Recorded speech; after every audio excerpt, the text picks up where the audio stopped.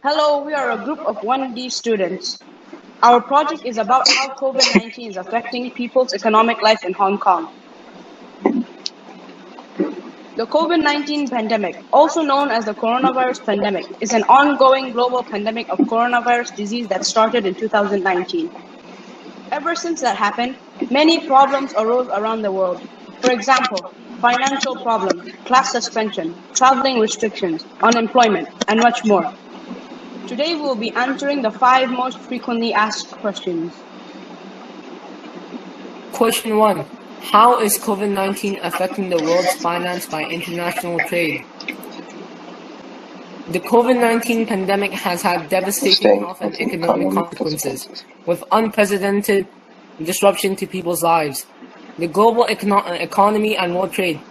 The 8% gap in global merchandise trade volumes that unfolded in May 2020 was significantly reduced in May 2020 and throughout 2021. By November 2021, the accumulated volume of trade realized since the beginning of the pandemic was still 1% lower than that which would normally be expected.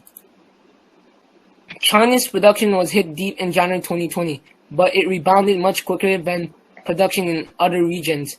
This supported meeting demands by other countries for home nesting products and certain medical products, and led to a steep rebound of exports. The US and Euro area production recovered later, and the gap with historical trend volumes is not yet closed yet. Question 2. Are houses too expensive for people during COVID-19? The house price surged as the COVID-19 pandemic took hold. The reasons are because of the demand of housing due to the pandemic. The pandemic also boosted the demand for housing by increasing the need to work from home and for more socially distanced housing away from dense urban areas, especially in major cities. The former is reflected in a rise in relative prices of larger suburban homes, and the latter in a rise of single-family housing relative to multifamily construction. And also because of limited supplies of new homes, these factors help push up house prices. In normal times, new construction gradually increases the supply of housing, which limits upward house price pressure. However, the recent supply response has been muted relative to the rise in prices, and the price response has been magnified by pandemic-related supply constraints. Those constraints include disruptions to supply chains for building supplies and restrictions on work practices. Question 3. How can government fix and control financial problems? Almost a year has passed. The COVID-19 situation in Hong Kong remains challenging as the fourth wave of outbreak continues to rage on. Although the government has strengthened the anti-epidemic efforts on various aspects, cases without known sources have been growing fast recently. In Singapore, to encourage early medical attention and reduce risk of community transmission, it has extended the efforts by, for example, subsidizing consultation and treatment fees for patients with respiratory infection and issuing them a medical certificate requiring them staying at home unless their test result is negative. On economic front, the largest two-pillar industries are relatively more resilient, but tourism has inevitably collapsed like many parts of the world. Some overseas places like Japan, Singapore, and the United Kingdom have continued to support the hardest-hit sectors with wage subsidies and worked out measures to facilitate job redeployment, job matching, and/or job creation. Subsidizing. In the absence of effective treatment or vaccines, every place is struggling to strike a balance between resumption of social activities and infection control under the new normal. Singapore has made it compulsory for arranged businesses and premises, including hotels, education institutes, and events, to put in place a visitor check-in system, while requiring visitors to log their records with a constant tracing app or token. With tourism coming to a standstill, many Asian places like Japan and South Korea have also sought to encourage local consumption by issuing discount vouchers for residents to spend in vulnerable service segments.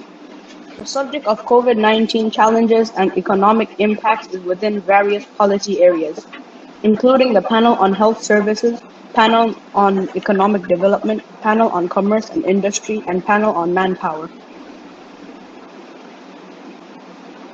Question 4. What is the main source of financial problems in the stock market?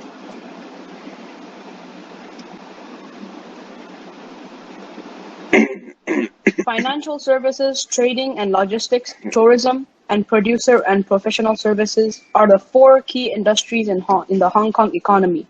They have been the driving force of Hong Kong's economic growth, providing impetus to growth of other sectors and creating employment.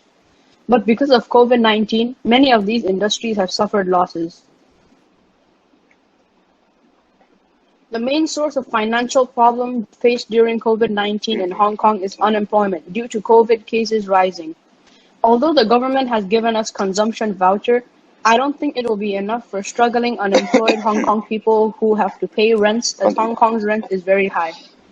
As an open economy highly dependent on the service sector, Hong Kong is suffering severely from the novel coronavirus epidemic in 2020.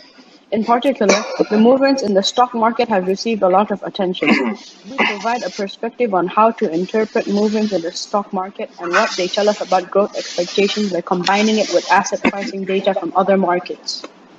Equity markets in the European Union and the United States dropped by as much as 30% between mid-February and mid-March. This is an extraordinary amount.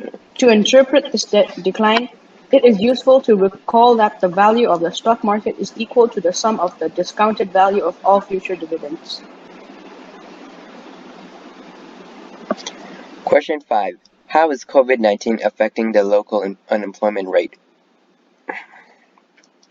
The city's jobless rate spiked to its highest level in 15 years at 6.2% from April to June, surpassing the worst that followed the global financial crisis in 2008. The ranks of the unemployed swelled to 240,700 for this first 3-month period, while the number of underemployed rose 5.77% to 142,000.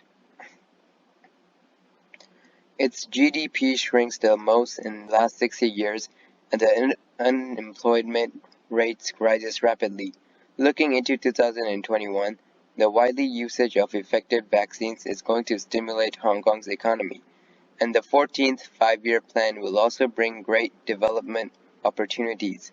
Hong Kong's GDP is expected to resume a positive growth rate by 5% in 2021. And the unemployment rate will witness an inflection point. These are the 5 most asked questions about COVID-19. We hope this presentation has answered your questions. Thank you.